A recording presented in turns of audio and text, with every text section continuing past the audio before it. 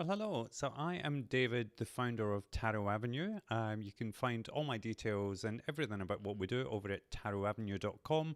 Great place to learn tarot, to be inspired by different tarot spreads, and just to find out how tarot can work for you and help you reach your potential in life. Now, this post was inspired by somebody who wrote to me actually through the YouTube channel, asking for a bit of advice on how to interpret an overall tarot spread before you even read any of the cards, before you get to the cards. Because I always like to, when I've laid the cards, I like to have a really good overview and a good look at the cards to see what is in store and just to get a general feel for it. So I've listed the different things that we need to go through and that we need to look for in a tarot spread. So let's get straight into it. I think the best way is if I draw some cards and show you what I've drawn, and then we'll go through the different points that I think you should look out for before you even start to look at one card. So the very first thing that I want to look at and I want to talk about is intuition. So, we all, as tarot readers, we're all intuitive, and you shouldn't underestimate the intuition that you feel as soon as you turn the cards. So when I'm looking at this spread, I'm instantly thinking, intuition is giving me really mixed vibe. I feel like there's a real feeling of hope in the tarot spread, but I think there are some troubles through there as well. So overall, it feels like there's a bit of a balance between kind of darkness and light through it. And I would just say, without even looking at anything, that there's probably some challenges, but I think there's also some really good opportunities in there as well. So the next thing I'm going to look at is based on the colors. So I just want to see if there's similar colors in there. I want to see how dark it is, how light it is. So if you look at it, it's kind of, I feel like the bottom half and of the left hand side is all really quite light. It's kind of like grey, really. But there is a lot of darkness in there as well, especially when we get over to that right hand side. We've got that 2 of swords and then the 9 of swords over there.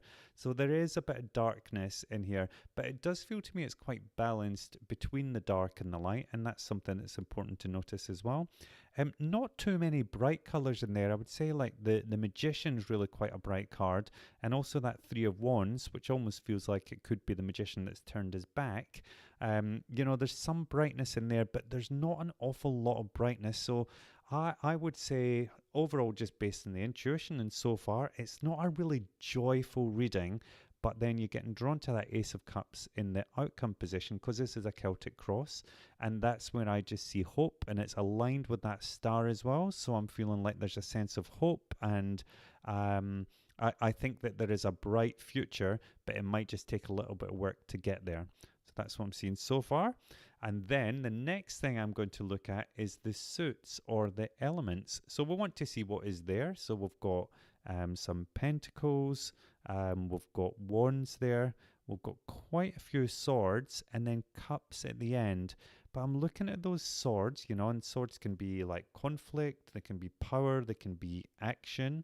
I'm looking at the swords there, and they're all bundled together.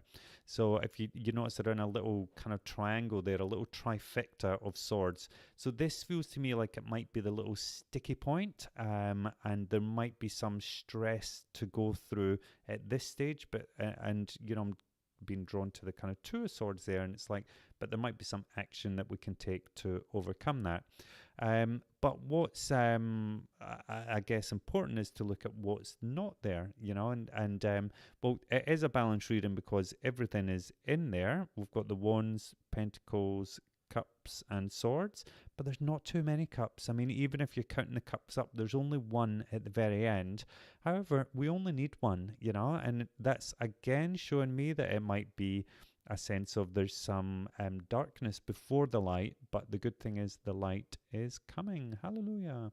And then I want to have a look as well next at the mix between the major and the minor arcana, because if I was seeing a spread that was really full of major arcana, I'd be saying to this person, you need to pay attention because this is a life-changing time. These are life-changing decisions.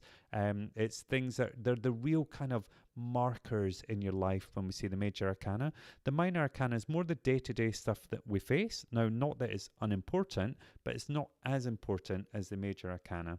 So in here we've got the star and the magician, and those are the only two major arcana. So it's not, I don't think that this is a major life-changing time, but it's interesting that they're at opposite ends of the reading. So there could be some things to pay attention to there.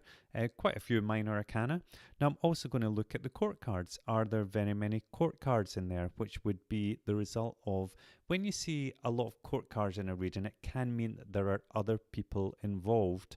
But I'm not seeing any court cards in there actually, so nothing at all. So this is a very, that would make me think it's a very internal reading. It's a very personal reading. Now, I've just drawn these as a hypothetical, so it's not for anybody in particular, but it would see that mean that this person has to do all the work on their own. It's not involving other people. They don't really have to take other people on the journey with them. It's up to them to make the most of this situation that has been handed to them. Then what I would look at, and I'm going through these, but I wouldn't really do it in any particular order. And in fact, to be honest, when I would look at a reading, I would kind of do them all at the same time. It's not that I go through a checklist. However, certainly if you're a new tarot reader, it might be good for you to almost have a bit of a checklist that you can go through so that you can just sign all these things off before you even start with the cards. So I want to look at the numerology. I want to look at the numbers. Are the numbers low? Are the numbers high? Are there a lot of similar numbers in there? Overall, the numbers are quite low. We've got a 2, we've got the 4s there, another 2, we've got a 3. There is a 9 towards the end there. But these are all quite low numbers, which would suggest to me this person is at the beginning of a cycle. This is not the end of the chapter. They're near the beginning. There's more work to be done. There's more stuff to go through before they get to the ending. Then I would maybe want to look at kind of any overall feeling about a story that I'm seeing, like any progression from the beginning to the end of the reading. So being Celtic Cross, that card in the middle, the 5 of Wands. So the 5 of Wands in the middle there is showing somebody that's a bit muddled and a bit of a mess. And then I'm looking at the end card, the Ace of Cups. So it just feels so much more peaceful. And, you look at the difference in the cards, and the first one is almost like there's battling going on. There's almost a bit of a battle. It's a bit of a fight. But then we get through to that Ace of Wands where it just feels much more peaceful. The dove's there with the olive branch. So there is a bit of a story there about kind of peace being resolved. I'm also looking at the story between that magician and the 3 of Wands. Could they be similar? Could they be the same person? I'm looking at the story through these swords that are in the triangle there. Looking at the story from that magician leading right up to the star, what's happening up there. But overall, I feel there's a story like we've got that magician who's the root of the issue, quite light, all about the kind of manifestation, but then we get through to the kind of murkier ground and we get through to the darker side of things when we're getting through to that 9 of Swords. But, the light comes through again with the Ace of Cups. So there's a lovely kind of story and there's a lovely progression through this reading. And then I would also have a look at any of the kind of positions of the characters. Where are they facing? Are they straight on? Because I almost feel like when they're straight on, they're looking right at you and they're kind of screaming at you, right? You have to do something about it.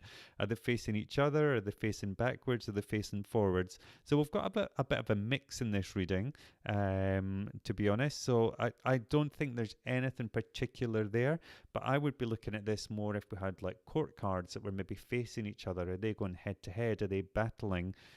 Or is everybody looking forward? Is everybody looking to the future? Or maybe sometimes we'll look at a reading and everybody's looking backwards, and you think, ooh, why are we looking back? Are we living in the past? Is there some work that we need to do to be able to move forward? So for instance, look at that star. She's kind of pointing almost to the past, but that's because it can be about healing issues from the past to enable you to move forward. And then the last thing I would look at just about any standout cards, is there anything jumping out at you? These can be the turning points in the reading. And I would say in this one, what's standing out for me, there's a couple of things actually. And the magician's there at the bottom, and I almost feel like he's the foundation, and it's just we need the belief that the magician can make this happen, make things possible. But then the two kind of standouts for me are the Nine of Swords and the Ace of Cups. So it's like just a reminder that we do have to go through this darkness sometimes to get towards those lovely Ace of Cups position, which is all about love and joy and, filling your heart with emotion. So that is it.